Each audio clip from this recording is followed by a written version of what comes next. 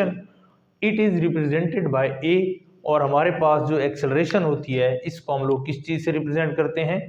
ए से रिप्रेजेंट करते हैं। नेक्स्ट हमारे पास इसका फार्मूला है, तो अकॉर्डिंग टू इसकी डेफिनेशन हम लोग कहते हैं कि acceleration is equal to change in velocity over time. अब हमारे पास क्या आ गया इसमें, change in velocity. Change in velocity का मतलब हमारे पास स्टार्ट में कुछ और वेलोसिटी होगी और एट द एंड हमारे पास क्या होगी, कुछ और वेलोसिटी होगी। तो इस वजह से हमारे पास क्या है जी, जो इसकी शुरू वाली वेलोसिटी होगी उसको हम बोलते हैं इनिशियल वेलोसिटी। क्या बोलते हैं जी, इनिशियल वेलोसिटी। और इस इनिशियल वेलोसिटी को हम लोग किस से रिप्रेजेंट करते हैं, वी आई से रिप्रेजेंट करेंगे। किस चीज़ से, वी आई से। और इसी तरीके से हमारे पास जब कुछ टाइम गुजरने के बाद हम लोग उसको देखेंगे तो वो हमारे पास क्या आ जाएगी, उसकी फाइनल वेलोसिटी आ जाएगी। और फाइनल वेलोसिटी को हम लोग किस चीज़ से रिप्रेजेंट करते हैं, वी एफ से रिप्रेजेंट करते हैं। V I mean initial velocity और V F mean final velocity. तो चेंज इन वेलोसिटी है हमारे पास, जिसमें हम लोग लिख सकते हैं इसको V F minus V I over हमारे पास क्या आ जाएगा, time. Acceleration is equal to V F minus V I over time, या हम लोग इसको लिख सकते हैं A is equal to V over T, मतलब वेलोसिटी के अंदर changes with respect to time. अब नेक्स्ट हमारे पास आता है कि जो इसका ऐसा यूनिट है वो क्या आएगा। तो हमारे पास जो एक्सेलरेशन है वेलोसिटी ओवर टाइम, तो वेलोसिटी का जो हमारे पास ऐसे यूनिट था वो था मीटर पर सेकेंड। वेलोसिटी क्या था हमारे पास, मीटर पर सेकेंड। तो हम लोग क्या करेंगे, इसकी जगह भी यही लगाएंगे कि acceleration is equal to metre per second, ये आ जाएगा वेलोसिटी का, ओवर हमारे पास जो टाइम है इसका भी क्या आएगा, हमारे पास सेकेंड आएगा। तो हम लोग जो इसका यूनिट देखते हैं ऐसे यूनिट एक्सेलरेशन का, तो एक्सेलरेशन का हमारे पास ऐसे यूनिट क्या आएगा, मीटर पर सेकेंड, या इसको हम लोग एक और फॉर्म में लिख सकते हैं एम एस माइनस 2 भी कर सकते हैं। ठीक है जी, इसको दो तरह से लिख सकते हैं, मीटर पर सेकेंड या मीटर पर सेकेंड स्क्वायर हम लोग क्या कर सकते हैं, इसको लिख सकते हैं। तो ये हमारे पास क्या आ जाएगा, इसका ऐसे यूनिट। अब हमारे पास चूंकि एक्सेलरेशन के अंदर वेलोसिटी आ रही है, हम लोग इसकी डेफिनेशन के मुताबिक the rate of change of velocity करते हैं। और वेलोसिटी हमारे पास क्या होती है, एक वेक्टर क्वांटिटी होती है, लिहाजा जो हमारे पास एक्सेलरेशन है, एक्सेलरेशन भी हमारे पास क्या होगी, एक वेक्टर क्वांटिटी होगी। क्या होगी, एक वेक्टर क्वांटिटी। ठीक है जी। तो इसमें अब नेक्स्ट हमारे पास जो चीज़ है वो है हमारे पास यूनिफॉर्म एक्सेलरेशन, कि हमारे पास एक्सेलरेशन जो है वो यूनिफॉर्म कब होगी। तो इसमें हम अगर उसकी डेफिनेशन को देखें तो according to definition, if a body has equal changes in velocity in equal interval of time however short the interval may be, mean कि हमारे पास यूनिफॉर्म एक्सेलरेशन उस वक्त होगी जब किसी भी बॉडी के अंदर जो चेंजेस हैं, किसके अंदर, वेलोसिटी के अंदर चेंजेस आ रही हैं, चेंजेस इन वेलोसिटी क्या रहें, इक्वल रहें, किसमें, इन इक्वल इंटरवल ऑफ टाइम, कि जितना भी हम लोग टाइम ले रहे हैं हर एक उसके अंदर क्या है कि वेलोसिटी के अंदर जो चेंजेस है वो क्या है, एक जैसी हैं। लेट्स सपोज हमारे पास क्या है, पॉइंट ए और पॉइंट बी, इसके अंदर हमारे पास अगर 3 इसके पैचेज हैं,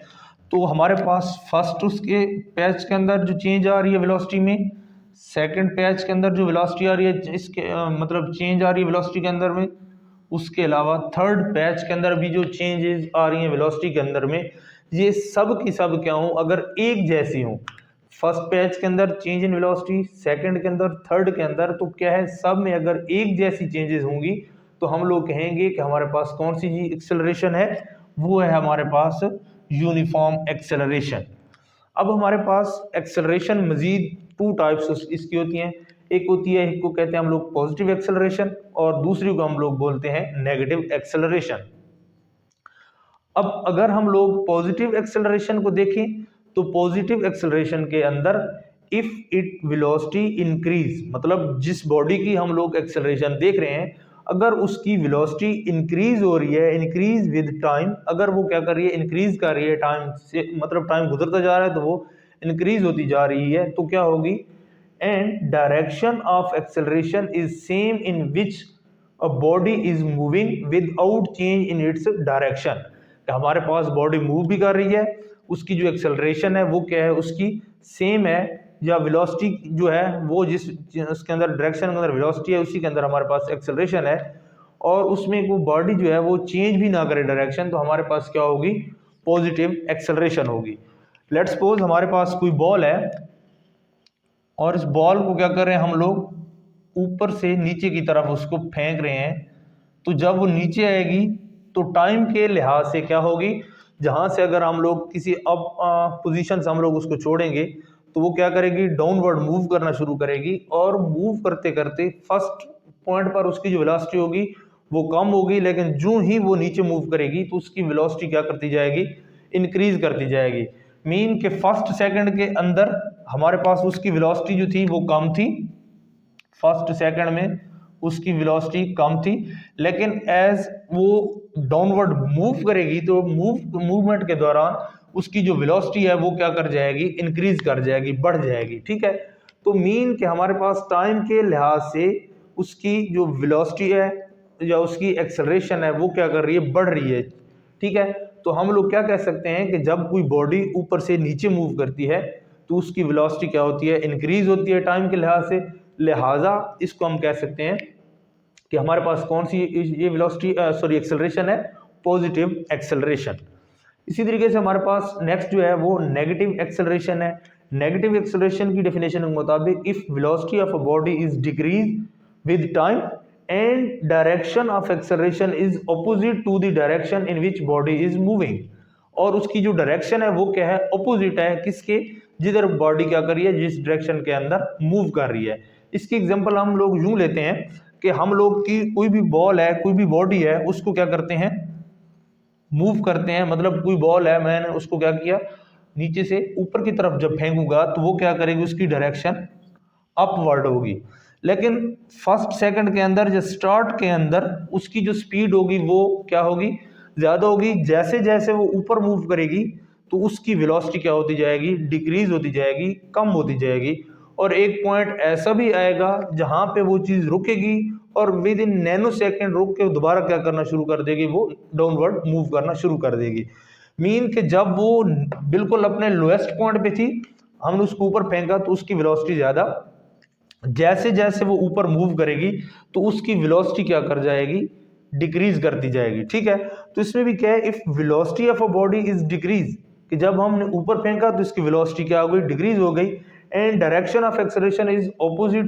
the direction in which the body is moving, और ये बॉडी ऊपर मूव कर रही है लेकिन इसका वेट डाउनवर्ड क्यों एक्ट कर रहा है, तो लिहाजा इसकी जो एक्सेलरेशन होगी वो भी क्या होगी, डाउनवर्ड होगी। तो इसमें हम लोग कह सकते हैं कि हमारे पास जो बॉल नीचे से ऊपर की तरफ जा रही है उसकी जो एक्सेलरेशन है वो हमारे पास क्या होगी, नेगेटिव होगी। क्यों, कि जैसे ही ये अपवर्ड मूव करती है तो इसकी वेलोसिटी के अंदर जो चेंजेस है वो क्या होती है, कम होती होती एट दी टॉप पोजीशन वो क्या हो जाती है, बिल्कुल जीरो हो जाती है, और वहां पे कुछ नैनो सेकंड के लिए वो चीज रुकती है और दोबारा क्या करना शुरू कर देती है, नीचे मूव करना शुरू कर देती है।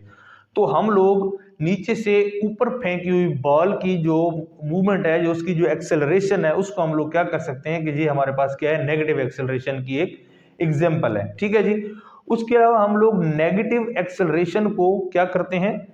रिटार्डेशन या डीसेलरेशन का नाम भी देते हैं। ठीक है जी, तो इसमें हमें क्या है, ये उसमें देखा है कि हमारे पास जब भी कोई चीज ऊपर से नीचे मीन के अपवर्ड पोजीशन से हमारे पास जो जमीन की तरफ क्या है मूव करेगी चीज, तो उसकी जो एक्सेलरेशन होगी वो पॉजिटिव, और जैसे ही इसको हम लोग इसके अपोजिट मूव कराएंगे तो उसकी जो एक्सेलरेशन होगी वो क्या होगी, हमारे पास